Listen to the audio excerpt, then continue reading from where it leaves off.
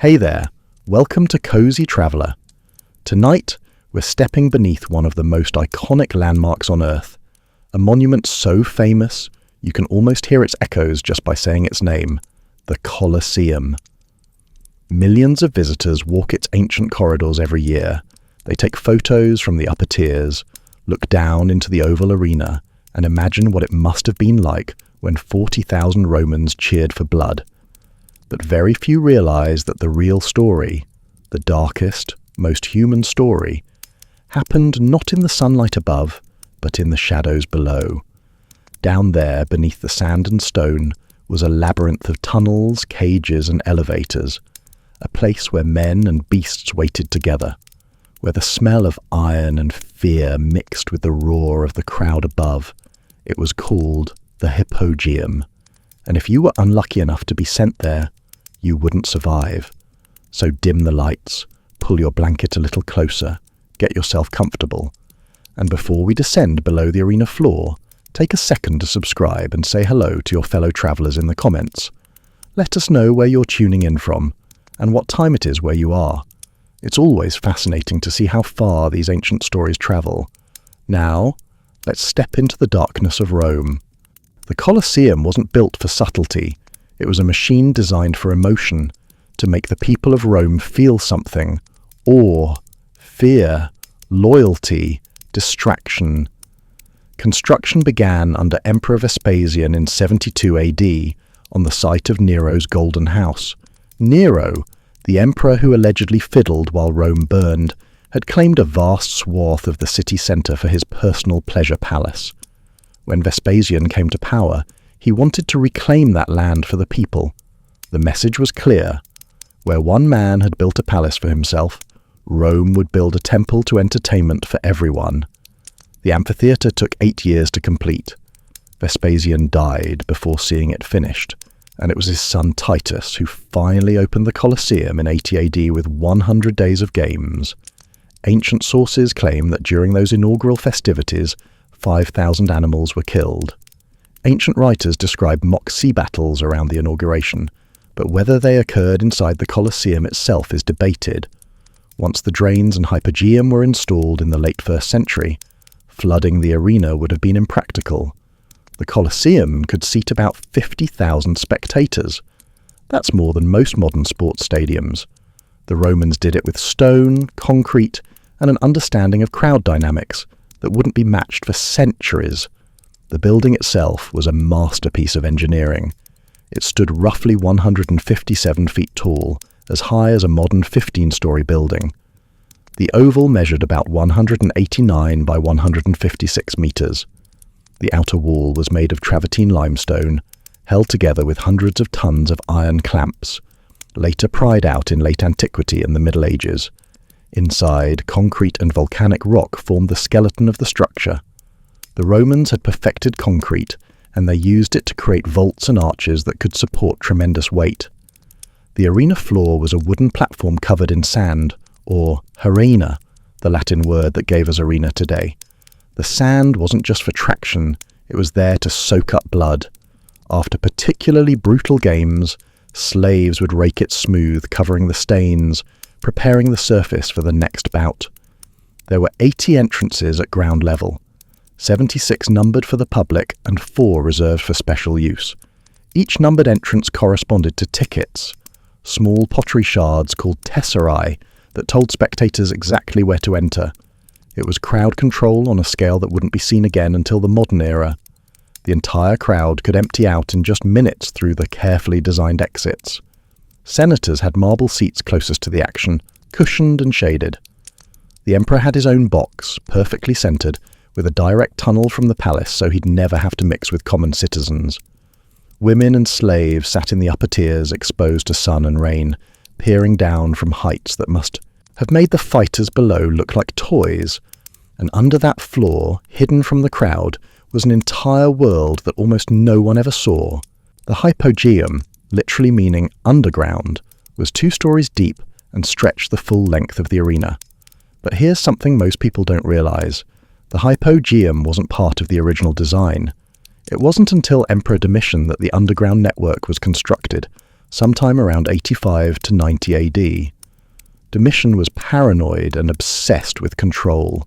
He wanted more spectacle, more surprise, more ways to manipulate what the crowd saw. So he commissioned this underground labyrinth, sacrificing the possibility of water spectacles for something even more impressive, the ability to make the impossible appear possible. Imagine corridors of stone, cages made of iron, and wooden platforms slick with moisture. The corridors ran in concentric ovals, following the shape of the arena above. Some passages were wide enough for two men to walk side by side.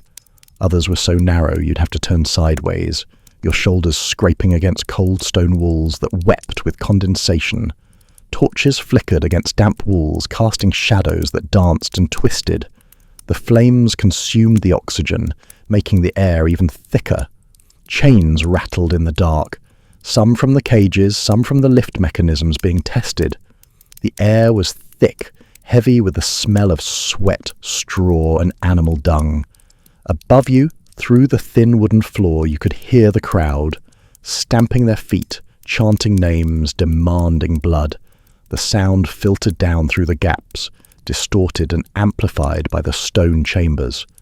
Sometimes it sounded like thunder rolling in from a distant storm, sometimes like the ocean crashing against rocks, always like something bigger than human, something that had taken on a life of its own. The Hypogeum was both a backstage and a prison. It was where gladiators waited before their fights, where wild animals were kept in cages before being released through trapdoors, and where slaves operated the machinery, an astonishing network of pulleys, lifts, and counterweights. Roman engineers used capstans, large wooden cylinders that slaves would push, walking in circles like human engines. Archaeologists have identified roughly 28 lift platforms powered by about 60 capstans. These turned drums that wound ropes, raising platforms through vertical shafts. It was purely mechanical, powered entirely by human muscle, but coordinated with stunning precision. The coordination was everything. Each capstan team had to work in perfect rhythm. Too fast, and the platform would jam in its shaft. Too slow, and the dramatic effect would be ruined. The slaves learned to move as one organism, their steps synchronized, their breathing matched. They became extensions of the machine they operated. At any moment, a section of the arena floor could burst open, and a bear, a lion, or a condemned prisoner would be lifted into daylight. The trapdoors were counterweighted, designed to snap open quickly. The effect was magical. Animals seemed to materialize from nowhere. One moment, empty sand. The next, a predator appearing as if summoned by the gods themselves. Down here, you never knew what, or who, was coming next. Let's talk about who actually ended up in the Hypogeum. Some gladiators were slaves, captured in war and sold to a ludus, a gladiator school. Rome had several major training schools, including the Ludus Magnus, which was connected to the Colosseum by an underground tunnel. Gladiators could walk from their barracks to the arena without ever seeing daylight. Just stone corridors, one after another, until they arrived beneath the sand. The training was brutal. Gladiators practiced with wooden swords on wooden posts, building muscle memory, learning to kill efficiently. They studied anatomy, where to strike, how to make a crowd-pleasing wound that looked dramatic but wasn't immediately fatal. Because remember, a quick death was boring. The crowd wanted a show. Others were criminals condemned to death but given a chance at redemption through combat. If a condemned man could survive enough fights, he might earn his freedom. Might. The odds were never in his favour. Most died in their first bout. And then there were volunteers, free men who signed contracts to become gladiators. This shocks modern audiences, but it's historical fact. Some men were so desperate, so poor, or so drawn to the fame and fortune that successful gladiators could earn, that they voluntarily gave up their freedom. They signed contracts that essentially enslaved them to their trainers, all for the chance to fight in the arena. Successful gladiators could become celebrities.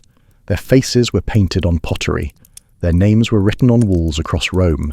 Women sent them love letters. Merchants paid them to endorse products. A famous gladiator could live in relative comfort, eat well, receive the best medical care. But for every famous gladiator, there were dozens who died unknown.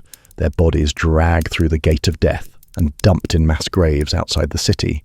And not everyone who died in the arena was a trained fighter. During midday intermissions, the Romans held executions. These were called damnatio ad bestias, condemnation to the beasts. Condemned criminals, and at times religious dissidents elsewhere in the empire, would be sent into arenas unarmed, no training, no weapons, just flesh against fang. Lions, bears, leopards were set loose on them. These weren't fights, they were murders dressed as justice, and they happened in the bright midday sun while senators took lunch breaks, and common citizens ate pastries and chatted about politics. The Hippogeum held them all in its final moments. The trained gladiator adjusting his helmet, the condemned prisoner whispering a prayer, the volunteer questioning every choice that led him here. All of them waiting in the same darkness, all of them hearing the same sounds, all of them breathing the same thick, terrible air. Picture the moments before a gladiator's fight. He's standing in the half-light of a torch. Sweat drips down his neck, pooling in the hollow of his collarbone. His armour, cold iron, digs into his skin, pinching at the shoulders, rubbing at the hips. He can hear the thump of the crowd above, the muffled roar of thousands of voices blending into something almost inhuman. There's a specific type of gladiator called a mumio. He wore a heavy helmet with a fish crest, carried a large rectangular shield and fought with a short sword.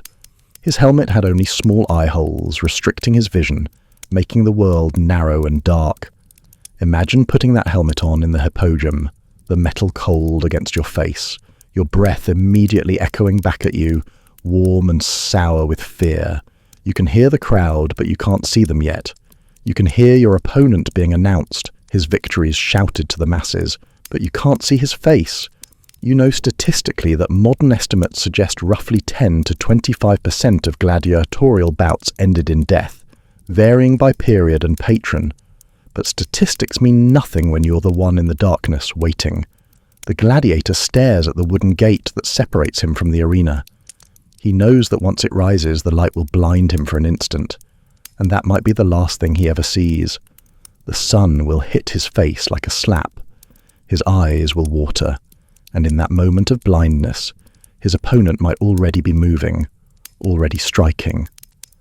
There's graffiti carved into the walls of gladiator barracks in Pompeii. Archaeologists have found names, prayers, boasts. One inscription reads, "Celadus the Thracian makes the girls swoon." It's almost funny, this tiny act of ego. But maybe that's how you survive. You tell yourself you're special. You tell yourself the crowd loves you. You tell yourself today isn't the day you die. Another inscription says simply, on April 19th, Florus fought and won. Just that. A date, a name, a victory. Someone wanted to remember, wanted proof that he'd survived, wanted the stone to testify that he'd been here, that he'd mattered, that his life had meant something more than sand and blood. Every heartbeat down there had weight. The Hippogeum was where fear fermented, where it grew thick and heavy, pressing down on your chest until breathing became an act of will. Some men prayed, others screamed. Some stood completely silent, already halfway between life and death, their minds retreating to some safer place, some memory of home or childhood that might cushion the blow of what was coming. Ancient writers describe the emotional whiplash of amphitheatre crowds, from frenzy to sudden hush, just before violence.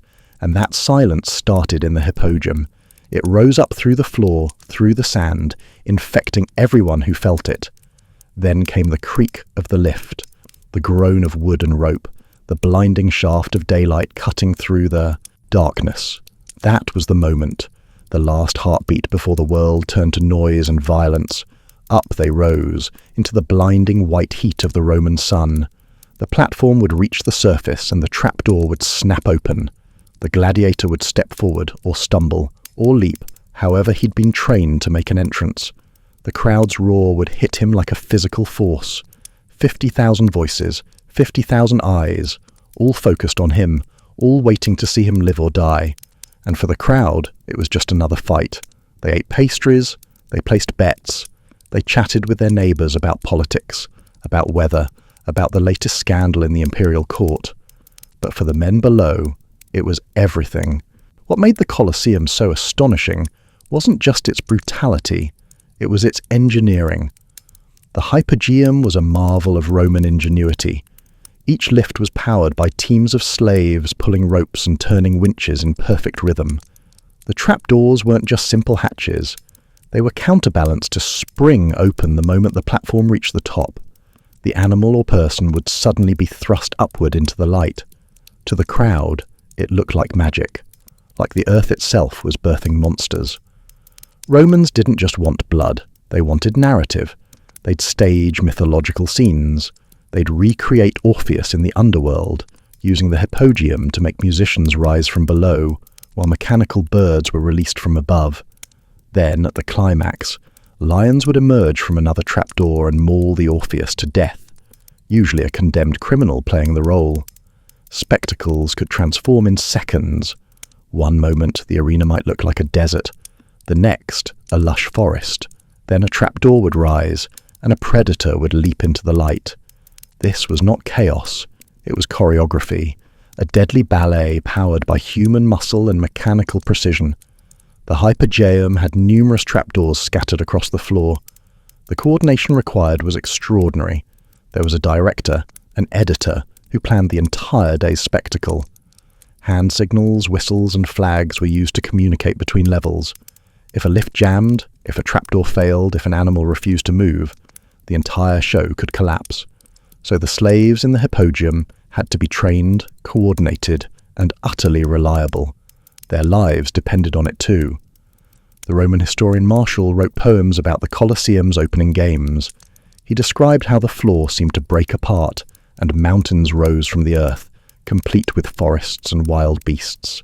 He wrote, "If antiquity could see such spectacles, it would no longer marvel at the 7 wonders of the world."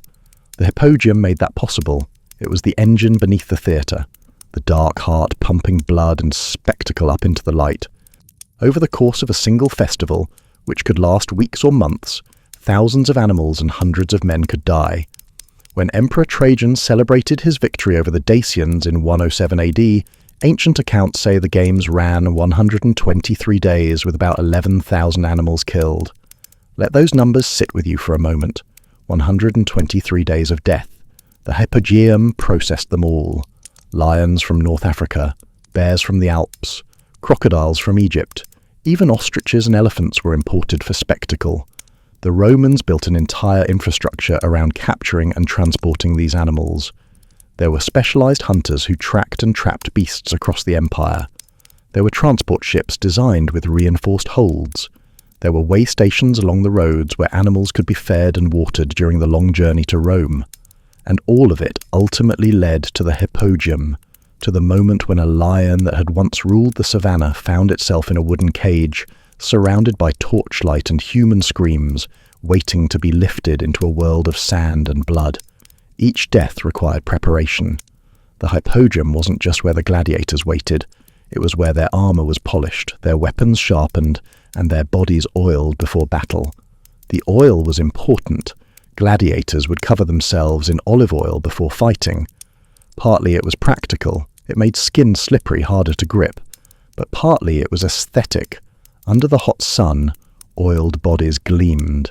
They looked more like gods than men. The Romans appreciated this. Even in death they wanted beauty. There were attendants down there too, men whose job was to prepare the fighters. They'd check the straps on armor, test the edge of a blade, wrap cloth around a wounded hand. Some gladiators had personal attendants, men they trusted. In those final moments, a familiar face, a steady hand adjusting a shoulder guard. These small kindnesses mattered.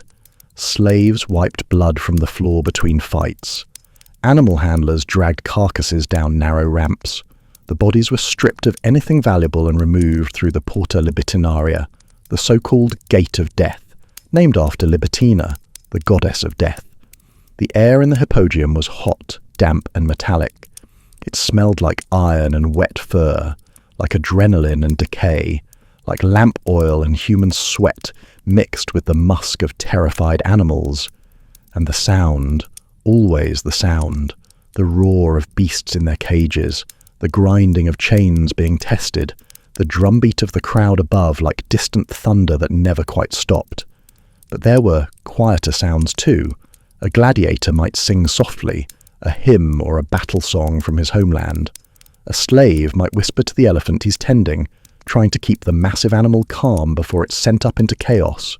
A condemned man might sob, his tears making no sound at all compared to the thunder overhead. If hell had an echo, it would sound like the Colosseum's hypergeum. To the Romans, the Colosseum wasn't about cruelty for its own sake. It was about control. The emperor sat in a special box, the pulvinar, shaded, elevated, and perfectly centered. Every eye in the arena could see him, even as his own gaze swept across the crowd below. When the emperor raised his hand, silence fell. When he turned his thumb, life ended.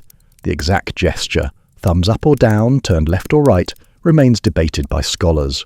The sources are unclear, but what's undeniable is the power itself. One man, one gesture, one life ended or spared.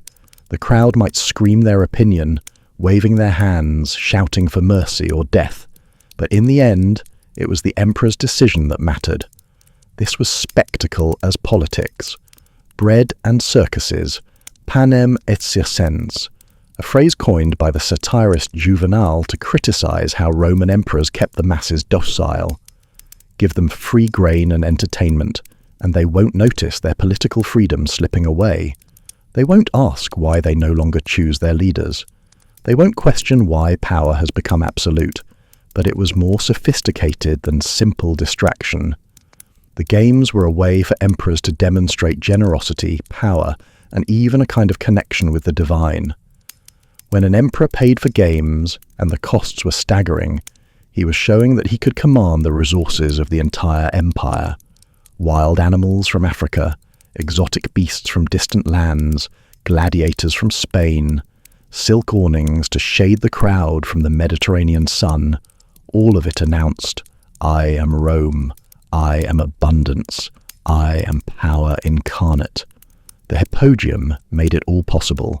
It allowed the emperor to orchestrate divine-level illusions, to make lions appear from the earth as if summoned by incantation, to make men vanish into it as if swallowed by the underworld, to make gods descend on mechanical platforms in bursts of coloured smoke, as if Olympus itself had opened above the arena. During one show, the floor became Mount Olympus, with a mechanical Zeus descending from above while Prometheus was chained to a fake rock below. Then, and this is the dark genius of it, a real bear was released to maul the actor playing Prometheus, reenacting the myth where eagles ate the Titan's liver. Except instead of eagles and immortal suffering, it was a bear and a very mortal man. The crowd saw myth made flesh. They saw the power of their empire to make even the gods real, to make fantasy tangible, to blur the line between story and reality.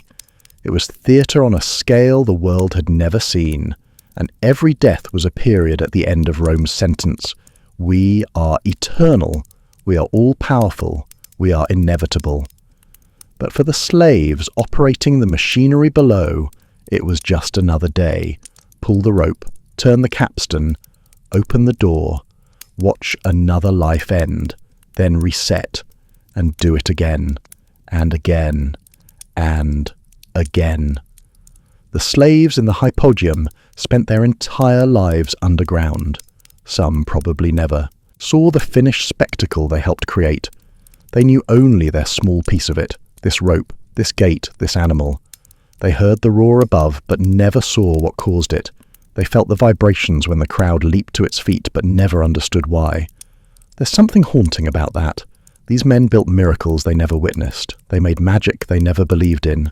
They were the invisible hands beneath the grandest stage in the ancient world. There were famous gladiators, names that have survived 2,000 years. Spartacus, the Thracian who led a slave revolt in 73 BC, decades before the Colosseum was even built. He escaped from a ludus in Capua with about 70 other gladiators, armed with nothing but kitchen knives. They raided a wagon carrying gladiatorial weapons and armed themselves properly. For 2 years, Spartacus led an army of escaped slaves that grew to tens of thousands, defeating Roman legions, terrifying the Republic. Eventually he was defeated and killed in battle, and 6,000 of his followers were crucified along the Appian Way. But he became a symbol, a reminder that even in Rome's machine of death, the human will to be free couldn't be completely crushed. Carpophorus fought in the Colosseum itself during the late 1st century AD. Ancient sources describe him as a beast hunter who could kill 20 wild animals in a single day. He was said to have fought a lion, bear, and leopard simultaneously and emerged victorious. Whether those numbers are exact or embellished by poets celebrating the spectacle, we can't know, but his name survived. The crowd remembered him. He became legend. Flamma was a Syrian gladiator who fought 34 times. He won 21 fights, drew 9 times, and was defeated only 4 times. Those are remarkable statistics. But here's what makes his story truly extraordinary. He was offered freedom, the rudis, a wooden sword symbolizing release from service, 4 times. And he refused it every time. He chose to keep fighting. Maybe the arena was all he knew. Maybe freedom seemed more frightening than the familiar terror of combat. Or maybe he loved the roar of the crowd, the feeling of being exceptional, the moment when 50,000 people held their breath waiting to see what he would do next. Maybe that was worth more than freedom. But for every name we remember, there are thousands we don't. Thousands of men who descended into the Hypogeum and never ascended as victors, never earned their freedom, never had their names carved in stone or written in poetry, never became famous enough for history to remember them. They died. They were dragged through the gate of death. Their bodies were burned or dumped in mass graves outside the city. And the world forgot them. Their mothers forgot them. Their children forgot them. Time swallowed them whole. The Hypogeum held them all equally, the famous and the forgotten, the champion and the first-timer, the volunteer seeking glory and the condemned man seeking only to see one more sunrise. In the darkness before the light, they were all just men with beating hearts and uncertain futures. When the Roman Empire fell, the Colosseum fell silent. But the fall wasn't sudden. It was a slow decay, stretching over centuries. The last recorded gladiatorial combat took place in 435 AD. By then, Christianity had become the dominant religion in Rome, and Christian emperors had begun to question the morality of the games. The last animal hunt took place in 523 AD. A few leopards, a few bears, nothing compared to the spectacles of old. And then it stopped. The age of blood was over. For centuries, the Colosseum was abandoned. The wooden floor rotted away, exposing the Hypogeum to the sky. Grass grew in the cracks between stones. Wild animals nested in the ruins. Wolves, foxes, owls. Nature was reclaiming what Rome had built. By the Middle Ages, people thought it was cursed.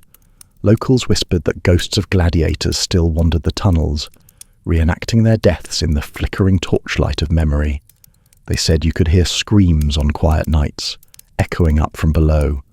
But the real destruction came from the living, not the dead. The Colosseum became a quarry. For hundreds of years, Romans stripped it for building materials. The marble seats were torn out and used to build churches and palaces. The bronze clamps that had held the stones together were pried out and melted down. Even the travertine blocks were hauled away, used to construct new buildings across Rome. The Palazzo Barberini, the Palazzo Venezia, even parts of St. Peter's Basilica, all were built partly from Colosseum stone. There's a saying in Rome, what the barbarians didn't destroy, the Barbarinis did. The Hypogeum filled with dirt and debris, layer after layer, century after century. Vegetation grew, rainwater pooled. By the 18th century, it was completely buried under 40 feet of earth and rubble. People walking in the arena didn't even know it existed. They thought the Colosseum had always been a simple oval, like other ancient amphitheatres. It wasn't until the 19th century that archaeologists began excavating. Attempts began in 1813, with more systematic work in 1874. But the major clearance came in the 1930s under Mussolini, who saw the Colosseum as a symbol of Roman glory and wanted to expose its full structure. What they found astonished them. Chamber after chamber, corridor after corridor, the entire underground network preserved in stone, waiting to tell its story. They found the vertical shafts where the lifts had operated. They found grooves worn into stone by ropes that had pulled thousands of loads. They found the cages where animals had been kept, with scratches on the walls from claws and tusks, desperate marks left by creatures who didn't understand where they were or why. They found animal remains too, lions, leopards, bears, even the debris of spectators' snacks dropped through the gaps in the arena floor centuries ago. The Hypogeum stones remembered it all. One archaeologist, Rodolfo Lanciani, wrote in his journal about being in the Hypogeum for the first time. He described it as oppressive and haunted, even with electric lights and fresh air. He could almost hear the echoes of suffering in the stone. Standing in those corridors felt like standing in a throat that had once screamed and was now forever silent. Today, tourists walk above the Hypogeum. They look down from steel walkways, snapping photos, not realizing they're standing over one of the most psychologically charged spaces in human history. And if you stand there long enough, the sounds almost return. A rattle of chains, a faint growl, a heartbeat that isn't yours. Because beneath all the ruins, the Hypogeum still breathes, not with life, but with memory. Modern scholars have learned remarkable things. Scientists studying gladiator remains found that they ate high carbohydrate diets to build protective fat under the skin. They were fed specifically to make them harder to kill quickly, because a quick death wasn't entertaining. Bone analysis shows they received medical care. Broken bones set properly, wounds treated. This wasn't mercy, it was economics. But the bones also show fatal wounds. Skulls with puncture marks from tridents, ribs broken by lions, spines severed by swords. All of them passed through the Hypogeum. All of them stood in that darkness. Here's the uncomfortable truth. We like to think we're different from the Romans, more civilized, more humane, more evolved. But are we? We still gather in stadiums to watch violence. We still love spectacle. We still reward people who risk their lives for our entertainment. The Romans didn't see themselves as cruel. They saw the games as tradition, as honor. They believed they were civilizing the world. Every empire tells itself that story. The Hypogeum was Rome's contradiction made flesh. Above, civilization, order, applause. Below, fear, sweat, and the constant nearness of death. And yet, even in that darkness, there was humanity. Gladiators had patron gods, lucky numbers, pre-fight rituals. These rituals were the thin thread of control in a place designed to strip it all away. They said, "I am not just meat for the machine. I am a man with a story." The Hypogeum is waiting there still, beneath the arena floor, in the darkness. Where gladiators once stood, where slaves once pulled ropes that lifted death into the light. It's waiting with all its memories, all its ghosts, all its truths. And when you finally leave, when you climb back up into the Italian sunlight, you carry a piece of that darkness with you, not as a burden, but as a reminder that we are all, in our own way, standing in the Hypogeum, in the space between what we hope we are and what we're capable of becoming, in the moment before the light, in the breath before the roar, in the darkness that exists in every human heart. The Colosseum's Hypogeum isn't just history, it's a mirror, and if we're brave enough to look into it, we might just see ourselves looking back.